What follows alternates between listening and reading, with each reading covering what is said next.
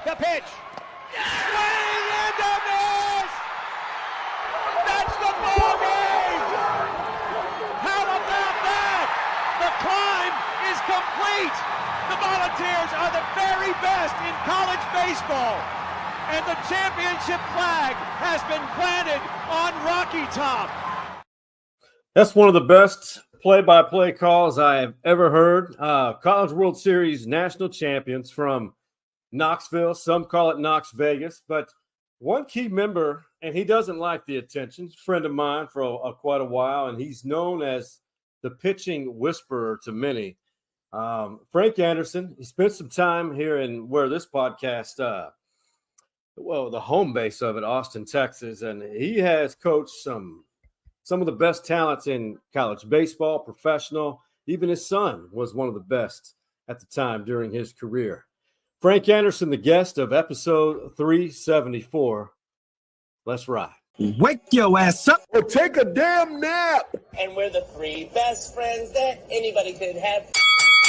It's time. Sean, you were twerking. That's going to happen. Murph, don't be a dick all your life. It's one of the more fun podcasts I've ever done. Hey, I tell you what, if you're not talking about sports in the man cave, I bet not say you not a man. That's it.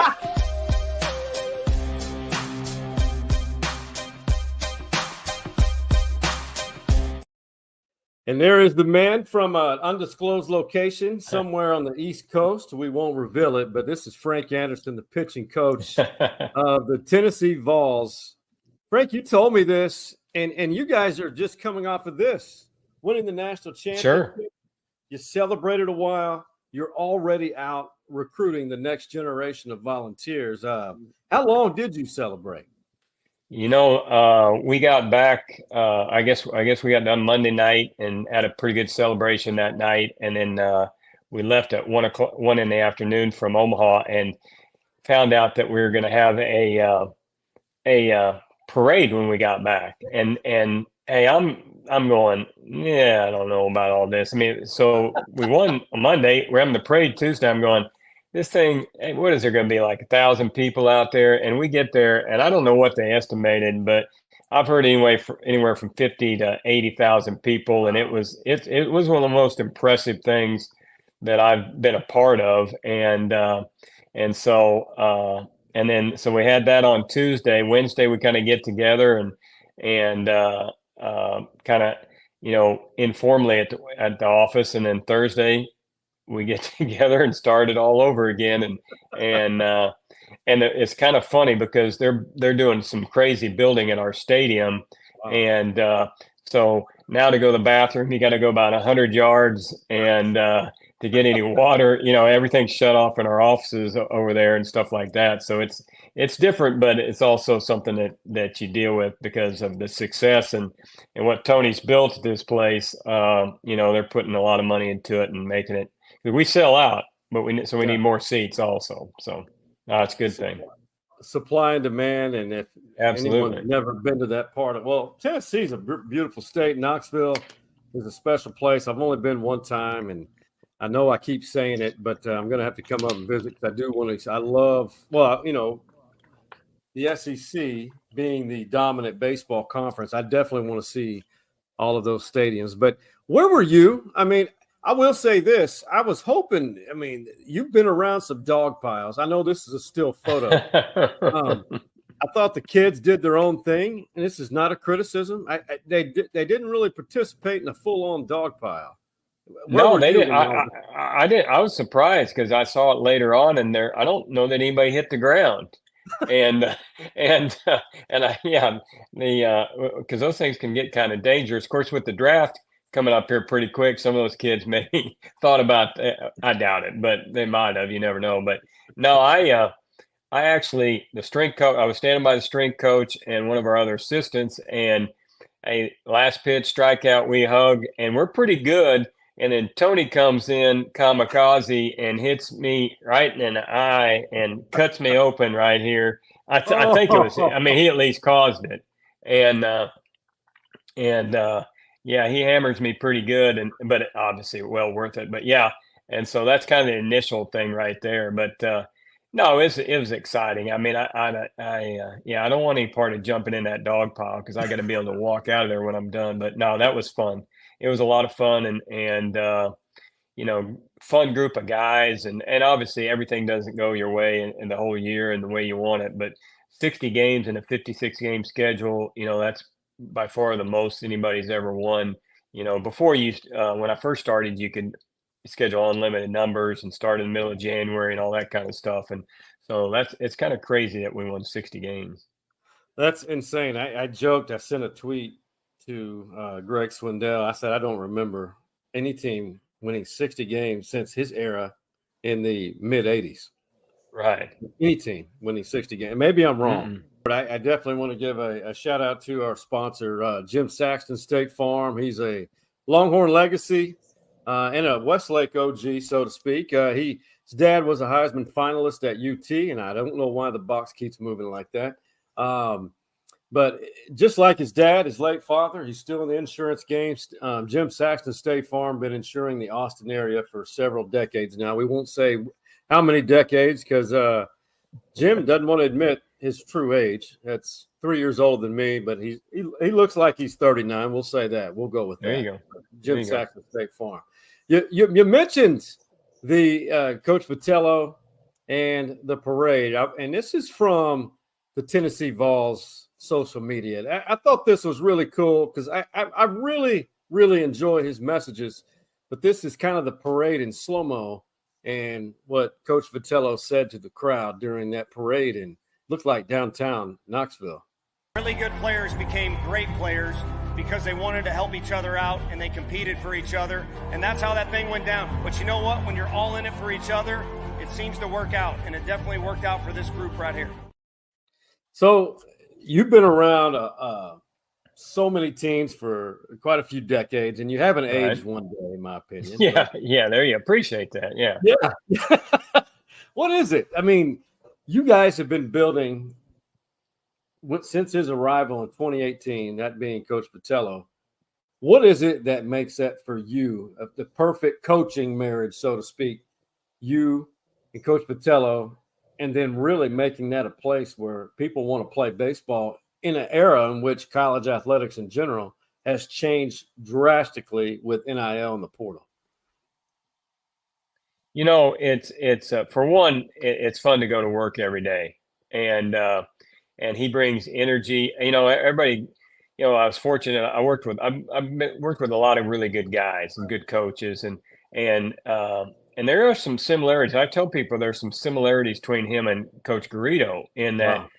Augie loved to practice. He loved to bring the energy every day, and I always thought when I came to Texas, I thought he would be just hard nosed, tough on the kids, and he obviously was at times, and some of that's the video stuff kind of choreographed, right? But at the end of the day, he cared about kids. He was really good in the postseason, just making them feel good, and Tony is the same way. He's tough on them. There's some accountability, but you kind of peel it back, and he's really a really good guy and cares about kids and likes the relationships with them, and so I think that's people kind of gravitate towards guys like that.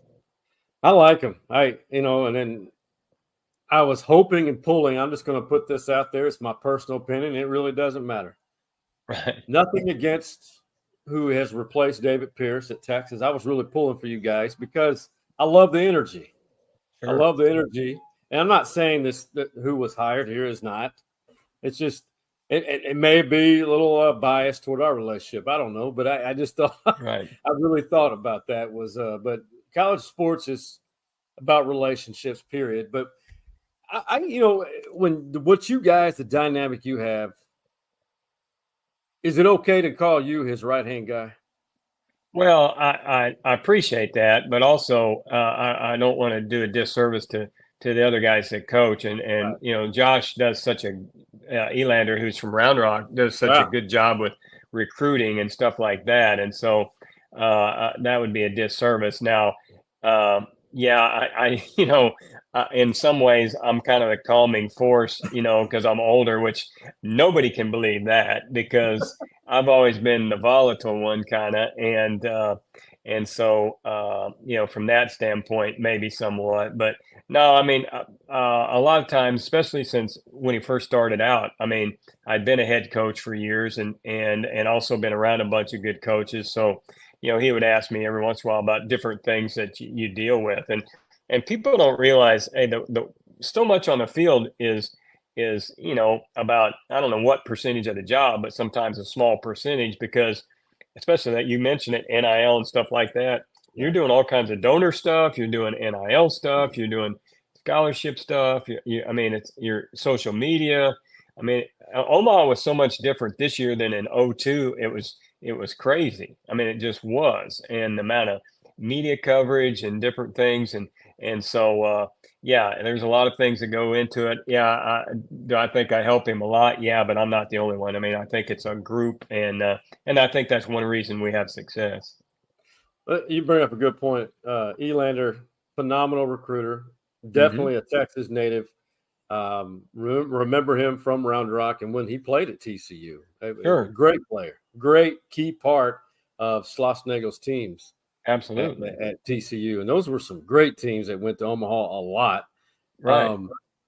But for those watching who just maybe love the game and you know about Frank Anderson, this is what his boss, or you know, his head coach, Tony Vitello, said about him in an interview early in the season about why any pitcher would not go to Tennessee to be developed by you.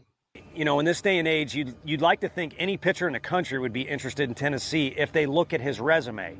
But in this day and age, most people look at Twitter, or they want to see a video or a mechanism or some kind of formula, you know, like a pitching lab where a pitching coach has got a beaker and I went to science class, but I don't remember all that stuff, creating pitches.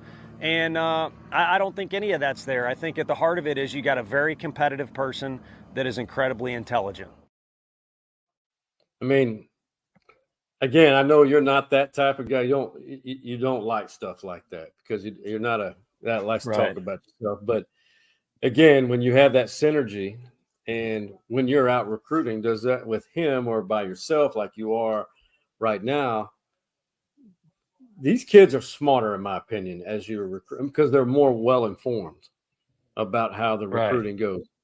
What is it now? How has the response been in this shorter period of time? And it's since you've been at Tennessee and even when you were at Texas, pitchers knew that they were going to be developed by the best. And just from, you know, the feedback I received in our conversations too. Well, it's a lot of fun, and I appreciate those words that he said. I've been fortunate. I when I was younger, I was a pretty good recruiter, so that helps a lot to make you a better coach, right? You know, the old chicken salad deal, right? So, so I had good players, and I worked hard at the recruiting side of it, but then. You know, I'm proud. I haven't had a bunch of like Cy Young guys and different things like that. I've had good pitchers and all-star pitchers in the big league, stuff like that. But I've had guys that, you know, a lot of non-drafted guys that made some major leagues. And those are the ones that, you know, I'm really proud of that kind of came. I mean, even Street, I don't even think Street made first team all district in high school in baseball. I think he did in football. I think he might even made all state in football, but in baseball, you know, that was kind of his secondary sport. And I can remember, I'm probably lying, and I'm sure I'll get a text or something, but he probably did. But I want to say, I don't even think he made first team in all district, right? And so those deals are really neat to see when those things happen like that. And like I said, I've been very fortunate. You know, I've had 40 something guys pitch for me that pitched in the big leagues, and I always include my son in that number, even though he didn't play for me. So if they want to say I'm lying, I am, because I count him too, right? And no, it's been a lot of fun. I think I've evolved over the years, but the one thing that has kind of stayed the same is whether you can throw hard or not, or you're whatever, you got to throw it over the plate, you got to throw strikes, and you got to like to compete. And I think those things play 50 years ago, and I think they'll play 50 years from now. And so, no, there is a lot of different things.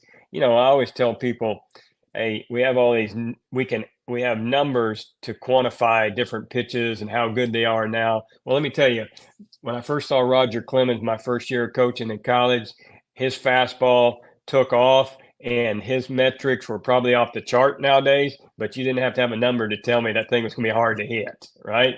And so there are some different things that go into it that allow you to have some success. And I think a lot of it is just getting kids that want to work and have some talent, and then we'll compete. And that plays a lot of different places. No, that's absolutely right. I think analytics, numbers, data helps. But to your point, I think we get too caught up in technology in a lot of sports. Oh, absolutely. I got myself a little bit in trouble. Well, I didn't get in trouble, but I was fortunate enough a couple of years ago to win the pitching coach of the year award, right, in the NCAA level, and they said, well, you have to speak, and I go, no, I don't want to talk, and they go, no, please, we're going to hand you the trophy. We'd like you to say something. So. All right, man. I don't know that you want to hear what I got to say, probably, but I got a bad voice. I sound like one of the Bee Gees, right? So, and people probably don't even know who they are anymore. But so anyway, I get up there and I said, okay, how many of you guys? This is at our coaches convention in Nashville. I said, how many of you guys went to the exhibits? And it's like a kid in a candy store for a guy like me. I love all the new stuff and the new technology and the new things that you can use. And everybody's excited to go down and see that stuff.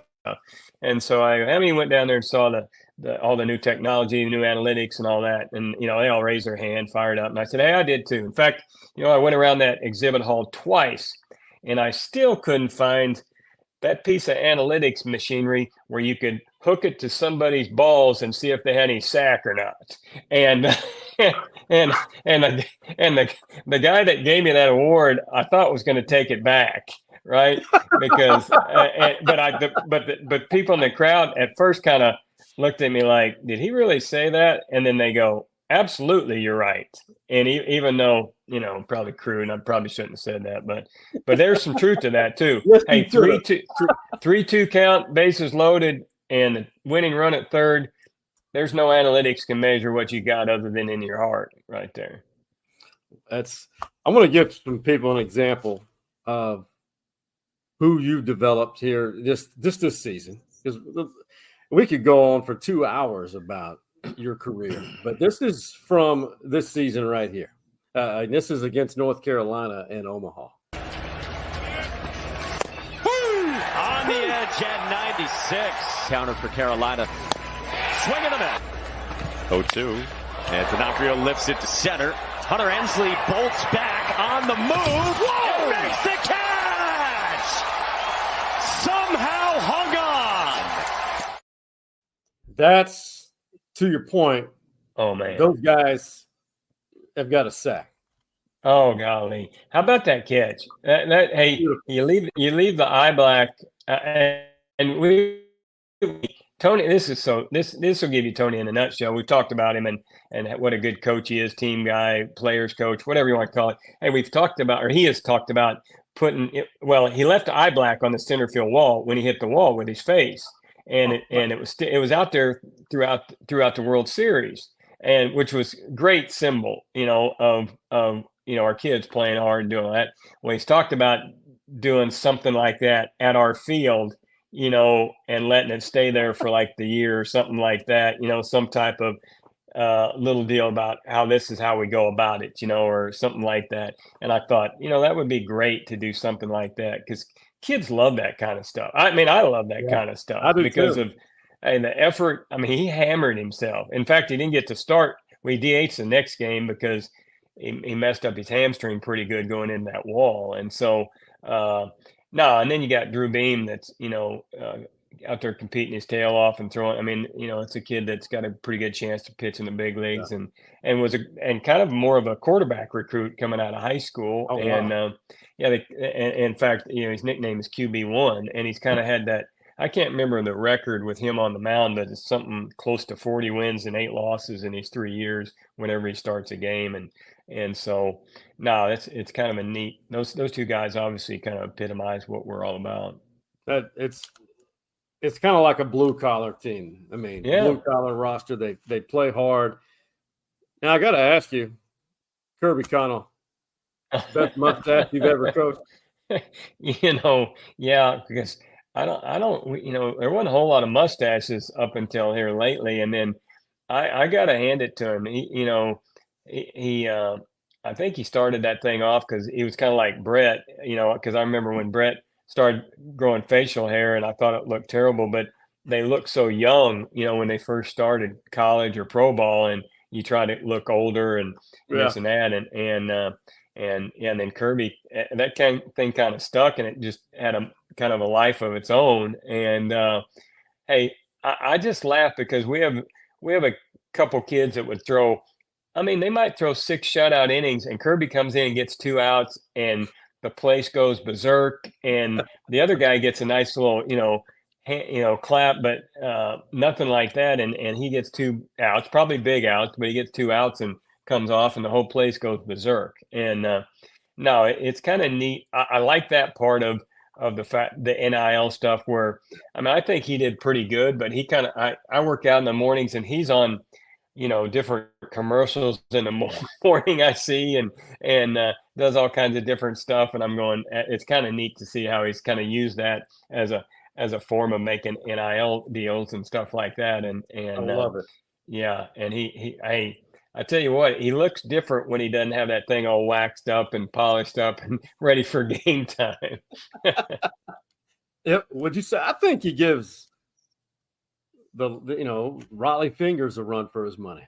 Right. Yeah, they call him Volley Fingers for volunteer, obviously. Really? Yeah, Volley Fingers. So, yeah, it's pretty good. Like I said, they got a pretty good deal going with that thing. I love it. I'll be honest with you. I think to your point earlier, I thought, listen, I've only been to 2 College World Series back when they were at Rosenblatt in the last 2 years. Mm-hmm. Loved it. And I think this year had the best coverage, the best storylines. They just do a great job. But let's switch it gears to you. Sure. I mean, how it all started for you and your family. I mean, this is kind of your path. Grant, Nebraska to Emporia State in Kansas. You were, I believe, an All-American at Mid-Plains College to coaching at Howard, which has been great in a lot of sports. Right. Pitching coach at Tech here in Austin. Head coach at OSU. That's how we met when you were in East Texas. We stopped by in East Texas to work with. Yeah. We at where was that? Lufkin. Lufkin and Hudson High School, I think. Hudson High School, home of Brandon Belt. Brandon Belt, Wesley Music. There's a whole. That's great baseball players. Sure, absolutely. Hey, I think, and I'm quoting somebody that told me this. Is it the only 3A school that doesn't have football? You're correct. Yeah. How about that for, we talked about trivia and stuff and stuff that, that, like I said, I can't remember my name sometimes, but I can remember stuff like that. That's you and I, that trivia like that. That's insane. And, now in the modern day, since they added 6A, they're now 4A. Okay. And there's there you go. So many people moving out to Hudson. I don't know. I mean, surely there's a UIL qualification. If you're 5A, you got to have football. Yeah. In Texas, come on. Absolutely. They'll probably figure out how to stay 4A. Yeah. So you look at all this and you look back, and there's no regrets anywhere. But what is it about for you, your family, how it all started for you?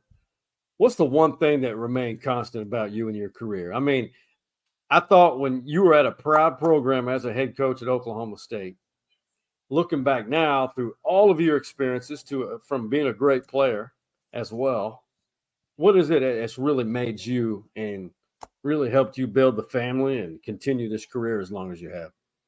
Like I said, I was fortunate to be around some really good head coaches. And so Larry Hayes at Texas Tech was a tremendous influence on me. I mean, Christian guy, lived it to the T, family guy. I got to see, I started having kids. Brett was like 2 when we went to Texas Tech, and I got to see how he could intertwine the two. And I was very fortunate. I think you met my wife, and Yeah. she was a really good athlete. She's obviously better than me. And I tell people, hey, I'd be lying if I didn't, when I saw her and we started dating, that what our level of athlete could be if I married this gal. And if I didn't say that, I'd be lying. And because also, as a coach, you'd love for your kids to want to be athletes or be around the field or this or that. And I always say you want them one of two ways. You want them either to be the best one or the worst one. If they're in between and you got to try to play your own kid, especially in high school or something, there's always trouble with that. So, but Sandra was a really good player. And so that's, obviously Brett's 6'4" and 2 something and obviously that kind of thing. But she came from an athletic background and understood the time that you have to put into it. And so I think that was huge because Larry was a family guy, but he also understood the time frame that you need to have there for your family. And I think that was huge for me. And then you're with a guy who's so charismatic. And then, of course, working with Augie. And it's, oh, yeah. Wow. And all those characters that you guys had on those teams. Oh, it's unbelievable. And I'd love to tell you some of the stories, but I'm not going to. But I will say this with Augie, I always tell people, hey, you really only got after me one time I say he got after me. He was like kind of disappointed. And he goes, hey man, sometimes when I'm in meetings, it feels like you're not paying attention. And I said, well, you want me to tell you why? And he goes, well, yeah, obviously. And I said, hey, because sometimes I don't know what the hell you're talking about. And you know how he was so mental, and he would get so deep on subjects and stuff like that. And it was true. I mean, he'd get going. I'm going, hey man, I know I'm not that smart, but I'm not sure where he's going with this stuff or what he's talking about. And so he goes, okay, and we kind of had a deal where if, he might look at me or something and, he might reel it back in where, us normal people could understand what he was talking about. But he did that too. I felt better because we had a deal one time in Omaha where you had those meetings in the mornings for the games with the media people, and Harold Reynolds did the same thing. He goes, "Og, that was beautiful. I don't know what you just said, but it was beautiful." And that's kind of the way I was at times. Hey, it's good to be deep and prophetic. So to speak. Man. Yeah. It's like speaking in tongues, you think about it. Yeah. But he was so eloquent. And if you know what, it's unbelievable how much I appreciate it. He came and spoke at our banquet our first year at Tennessee. And that's awesome. And Tony asked me if he would do it, and I called him, and he was awesome. He came and spoke, and he was really good. And he said, "Hey, let me tell you, the next 10 years are going to be the decade of the Vols." And we actually have in our batting cage, it's a quote that Tony got put together, and it says "Decade of the Vols" and has his name put to it. Wow. I thought, that's pretty cool and kind of prophetic in a way. It's pretty neat. That's Augie to a T. I mean, absolutely. I felt like any room or conversation, especially when he is the keynote guy, I felt like everyone was better off because of it. Man. It's unbelievable. I've not met anyone else like that. No, and another example of Augie on that deal was when I came down there and he offered me the job, and I kind of came down to see, whether I was going to do it or not. He gets lost from the airport going to college. Oh my God. And I'm going, and this is unbelievable. And I go, he's only been here a couple of years, and we get lost on the way back. Now, maybe traffic was bad. He's going to take a shortcut or something, but we didn't have any GPS back then. That's so funny. I did not know about that. Oh yeah, it's crazy. We rely too much on GPS. I'm one of them. Oh, one of them. I don't use common sense. Hey, we got a new segment that we started. It involves pictures.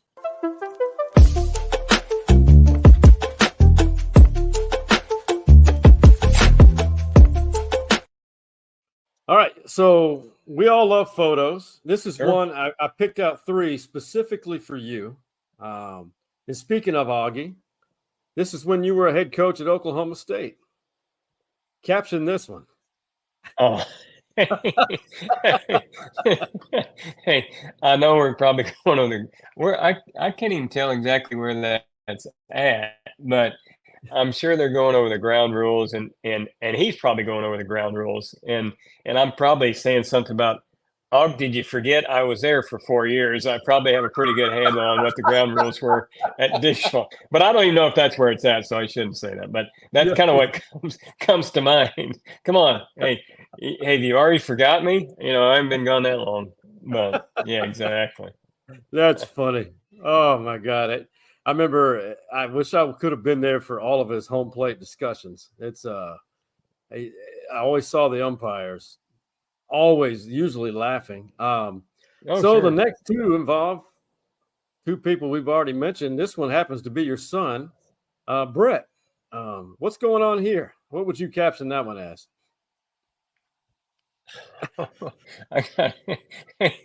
You know what? I'm not sure who that is, but he probably got a blister. I mean, he's sweating pretty good. He might have a blister on his hand or something's going on right there, but I'm not sure.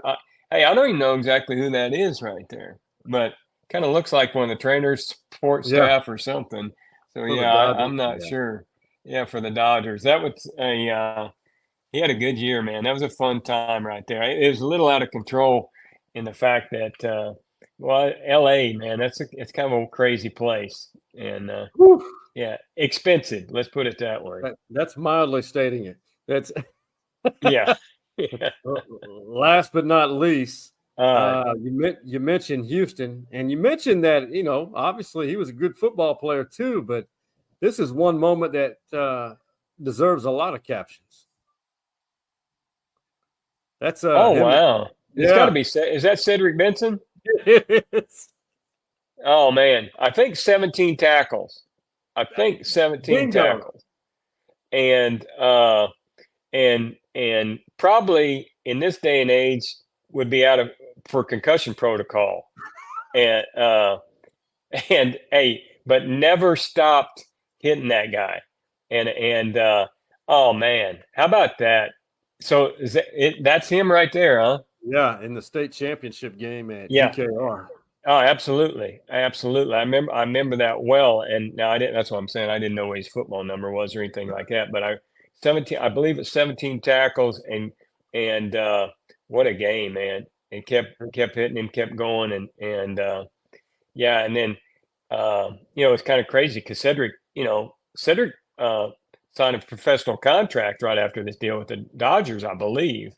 I completely forgot about that. Yeah, because he would come out and take fly balls in the spring and then go play a little bit of short season baseball. And because him and Ricky both did. And people forget that they would, he's a baseball guy also. And how about that one, man? Yeah, Street. We have Street and I had some fun times, and one time, he almost swung at me in the dugout one time, and because we're playing Texas State, and I said, "Hey man, you're just going through the motions today. We were ahead, and Augie. It's one of the few times Augie ever said, hey, you need to get Houston. Augie really wouldn't mess with me with the pitching, and we were really good. And Houston hadn't pitched for a while. We didn't need him, and he goes, I think you need him to get some work. And we're playing. We had a pretty big lead, and he got hit around a little bit, and I go, hey, you're just going through the motions. And I mean, you'd have thought I stabbed him. And I thought he was going to take it. Don't ever say that about, hey, I can't remember exactly what he said, but hey, I it hurt him a little bit. And that was pretty crazy. And I've had a few of those with players over the years, but hey, what a warrior, man. And I always tell people, hey, late in the game, I always tell when you were scared, he wasn't. At least he didn't, he portrayed that image, and he had that image that he wasn't scared. and had that look about him. And I always said, man, it was such a neat deal what he did as a freshman. I mean, think of a guy closing out 4 games in Omaha if we'd have Wow. played, had him the other day. And yeah, because he texted me something during the series. I said, yeah, man, wish you were here closing out games right here, make the decisions a little bit easier right here. He was one of the toughest minded pitchers. It's athletes. I mean, this picture right here. I mean, a safety. When you have a safety making 17 tackles, that means your front seven's not doing their job. Well, that's a pretty good club, and then obviously this guy he's tackling pretty good. Hey, the thing that impressed me, with that deal is, hey, I played football. Yeah. Hey, you know what?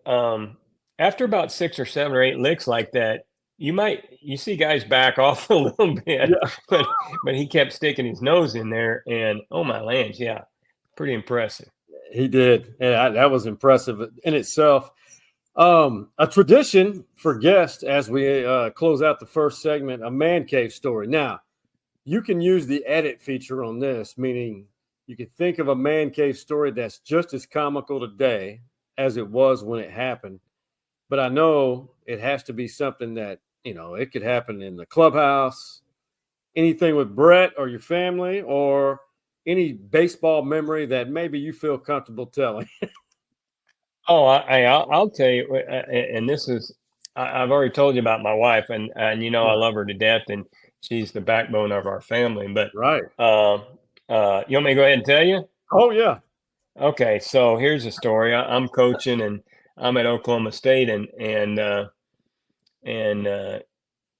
I'm taking a shower, right? And I'm not going to use the word she used, but she knocks on the door, and she asked me if I was having sex with one of my players' mothers. Whoa! And I go, well, I'm not. I started laughing, but I knew exactly where this was going, and I just started cackling. And I go, no, and she goes, well, why in the hell is that kid starting then?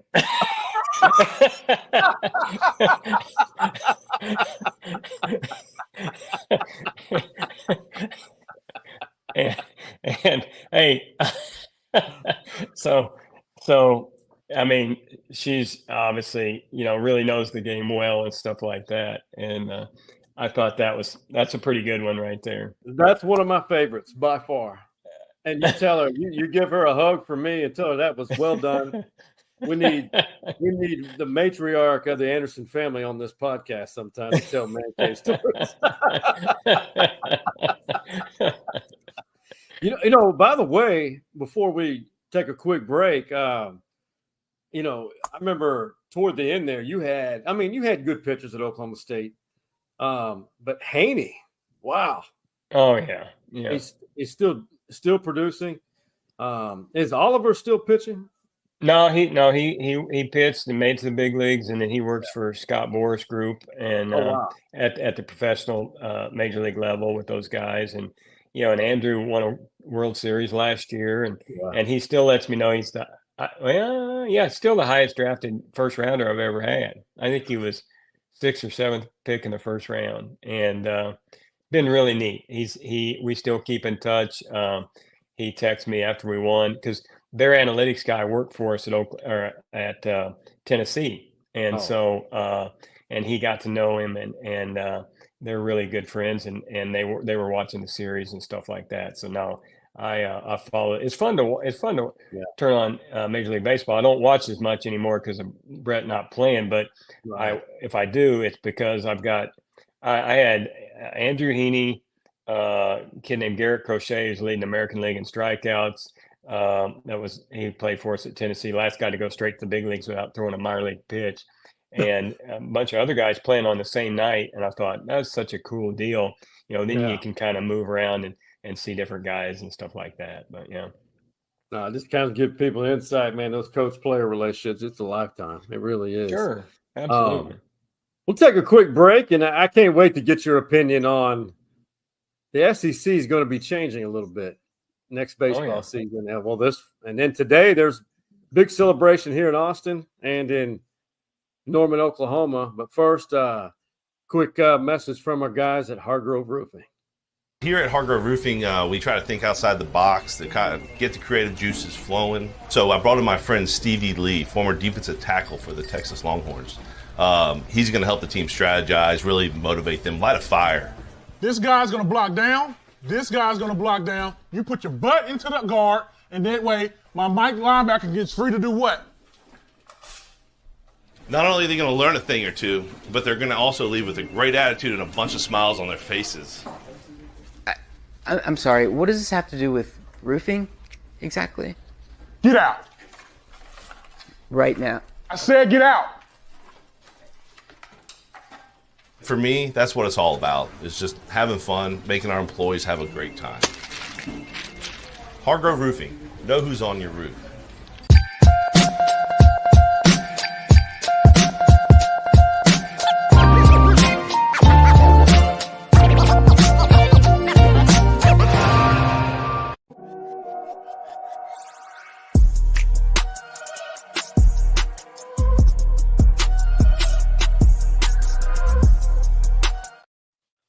Frank Anderson, I know you're a pitching coach, baseball coach. You know a lot about baseball, an athletic, accomplished family, but you love all sports. College sports is changing, and I'm still trying to accept this as fact. Big celebration on the UT campus today, all day. SEC networks there, as well as Norman, Oklahoma.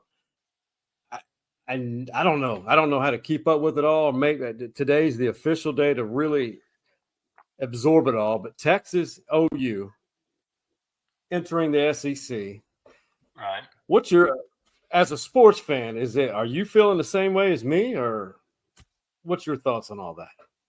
Well, I mean, I have to be, right. I mean, it's kind of the way this thing is going, and so I mean, I'm going to embrace it. I mean, and again, I'm a dinosaur. I mean, I started in the Southwest Conference, and and then Arkansas was still in it, and at that time, and I really like those regional games and regional. I mean, we had such good teams in that thing, and then we went to the Big 12, and at Texas Tech at the time, I can remember being worried that. I mean, we might get left out of the Big 12. We might not be, part of the group that goes to the Big 12. And then fortunately we were that. And then, now I had a guy tell me about 10 years ago, or maybe more than that, probably more than that, I guess, that, the thing's going to end up as 4 super conferences. And I was going, no way, that's not going to happen. And you know what? Pretty spot on. It happened, and I just didn't. Happening. I just didn't see.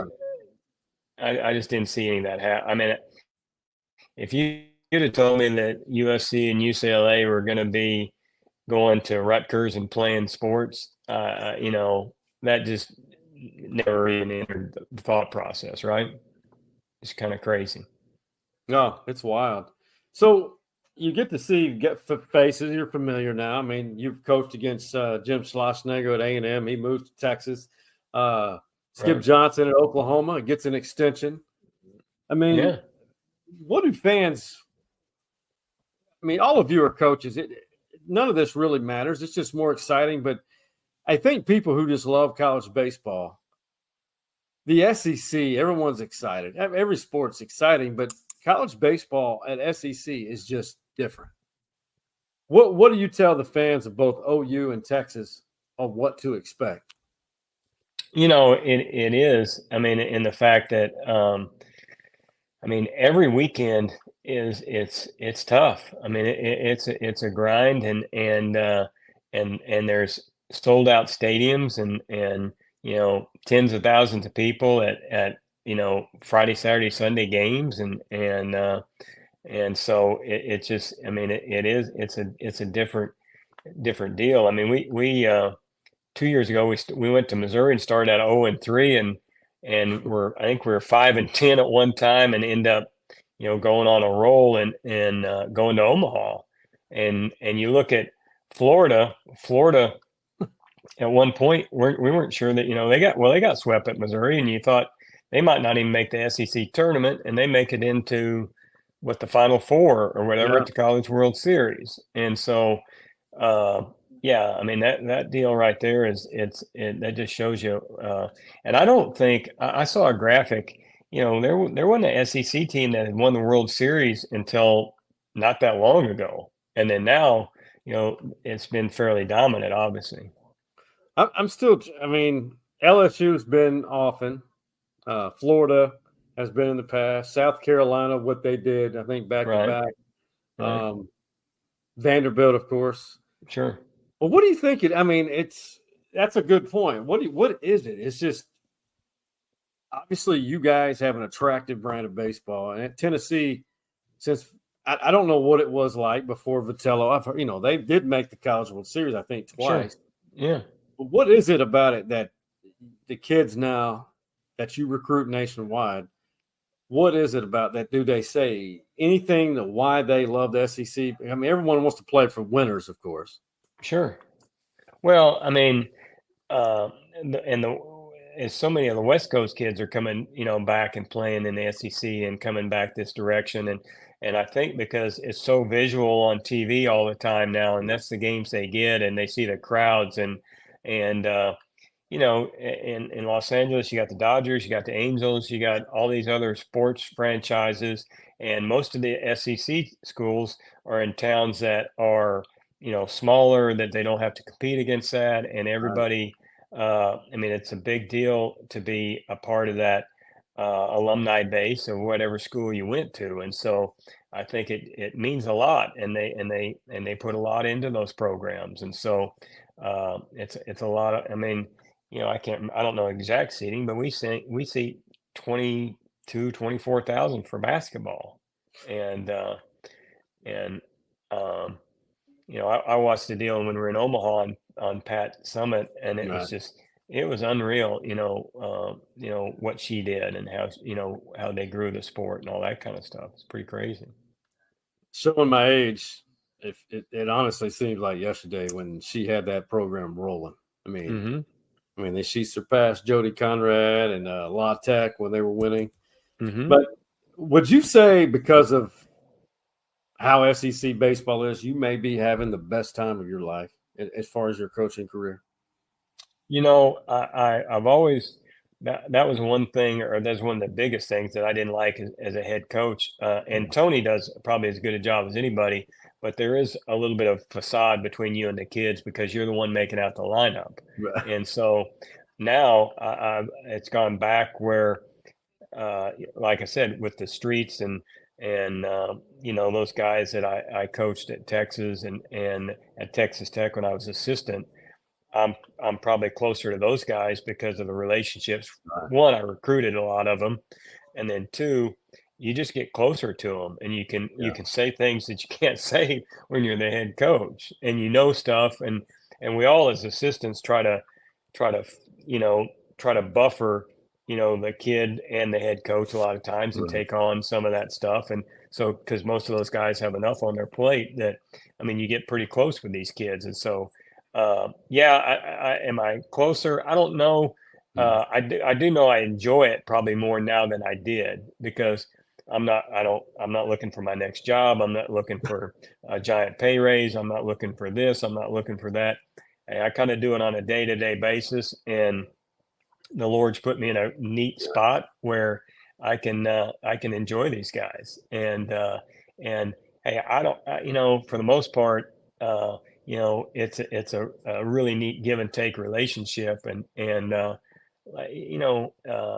days of do it my way or the highway are gone. You have to have relationships with the kids, and it's got to be both ways. So no, I think from that standpoint, I probably like it as much or more, but I've always as assistant enjoyed the guys that I've been with. Now I'm doing it a little bit different way, obviously. Yeah. Random question. Mine is 2 hours. What's the longest phone conversation you've had with David Lowry? Oh my God. Hey, hey, that's kind of like, I mean, he's old, but that's kind of like one of my adopted kids right there. And you know what? I really didn't know him. I mean, I knew who he was because I coached against him when he was in junior college, played at Texas, and then I got to really know him when he played for the Lubbock Crickets independent Right. ball. And you talk about a guy that played hard. I mean, independent ball is, I mean, you wouldn't think a guy would play as hard as what David did. And, but he's such a stat rat that he would, I mean, even in independent ball, he knew how many stolen bases he had, how many hits, all that kind of stuff. But it kind of fueled him, right? And so I got to know him there, and no, he's become a really good friend, and late night guy that when I've been on the road a lot of times recruiting, he's kept me awake and talked to me and hey man, I got 35, 40 miles. I need your help to get me back to the house. And then I get in my driveway and I have to shut him off. Hey man, I'm good. I got to go to bed. It's 1:32 in the morning, right? But no, good person, and yeah, no, I've had some pretty long conversations. Yeah, He knows a little bit about a lot. I say that. oh my lands, yeah, Smart no, guy. not, oh no, yeah, but also, I mean, it's evolved. I mean, that's cell phone use right there. I mean, I didn't. When I first started, there were no cell phones and there wasn't any GPS. Your whole briefcase was full of atlases, city maps, stopped at a lot of 7-Elevens, asked for directions and stuff like that. So it's a lot different now. You've been exposed to some really good baseball announcers there at Tennessee and even here at Texas when you were here and everywhere you've been. But have you ever given thought maybe to Snoop Dogg? And this is our TikToking of the week. Snoop Dogg as a baseball announcer. I came in where the players come in at because I'm a player. Get up in there. Oh, he's safe. He can't throw that. He ain't got no arm like that. No, he don't. He does, though. No, he don't. Oh, he does. Who is that with that rocket? Ellie De La Cruz. Oh, Lord. With a howitzer. He got a rocket in his pocket. Oh, he made that.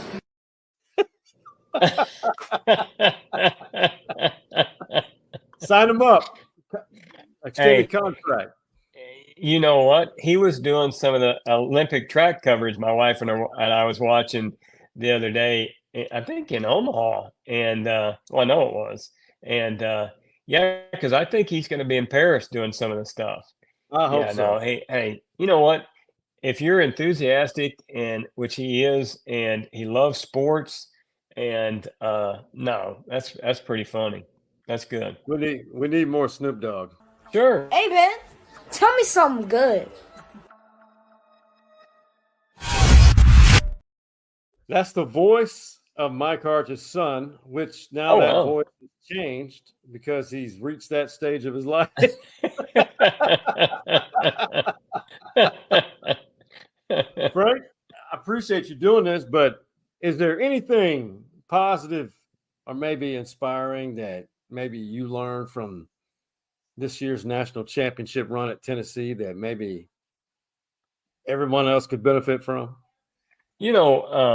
It's funny because, and Tony kind of hit on it, and he, like you said, he throws that stuff out there, but hey man, if you're willing to give, you're going to get double in return. I mean, it's crazy how that works. And the better teammate that you are to the other guys around you, it's amazing how that thing turns around. And it's, it sounds cliche, and it is whatever, but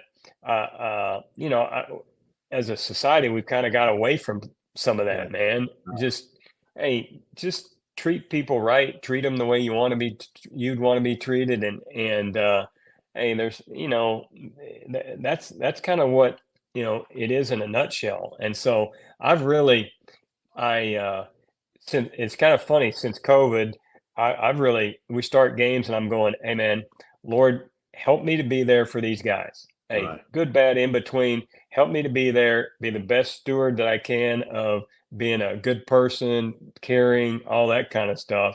And it's crazy how it's made it a lot more, I don't want to say relaxing because I still get intense. I want to win as much as anybody, but it's made me be able to deal with things a lot better. And it's funny how you get rewarded a lot better. And hey, there's small victories every day.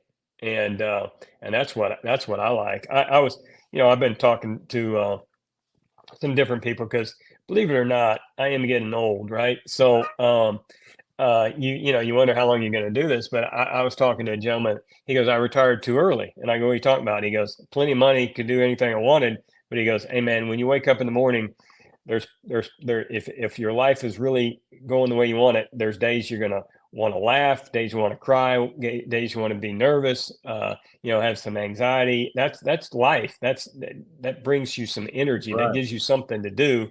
And so, I don't know if that's a positive, but I do think that the more that you can give, you're going to get more than that back. And it's kind of been neat to see, those kids come up. Hey, the kids, hey, we never used to hug on the field. That was not a deal, right? And I probably hugged more kids on the field this year than I've ever have in my life. And I just kind of remember that was not a big deal back in the day. I mean, maybe that showed weakness or something. Yeah.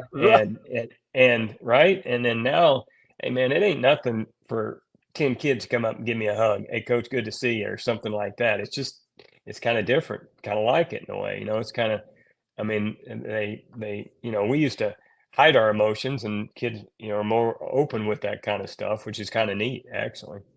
It's amazing how we've changed as a society, Yeah, I'm telling you that we need to be more like this, but you know what? In the other vein, like I said, I got more hugs this year than I ever have. So that's kind of a neat deal too. Oh, I love it. That is the perfect way we should end this. I mean, listen to what Frank says, or to you watching him, Coach Anderson, but listen to that, apply that to your life, and all of us need to do that. Seriously. Well, Frank, man, I appreciate you. This has been a long time coming. We've talked about it, but you're busy. You're a family guy. You're recruiting, and what just happened, I know you've experienced it before, but you're one of the most deserving people that I know that to experience another national championship. That's awesome. I appreciate it. No, it is, and I've enjoyed this one tremendously, and you know what? This is a good one. This is our G-rated podcast right here. That's right. The FCC, they don't have any bearing in this, but somebody appreciates us not or having filters. Exactly. Oh my God. So for the Frank Anderson, the two-time national champion, and he's a champion in life too, and for the OG Man Cave boys, that being Hardball Hards, Big Mike, and the Coach Mo, we are out. You see the drippy, I'm fitted up. Hop in my car and the giddy up. Man, that was good.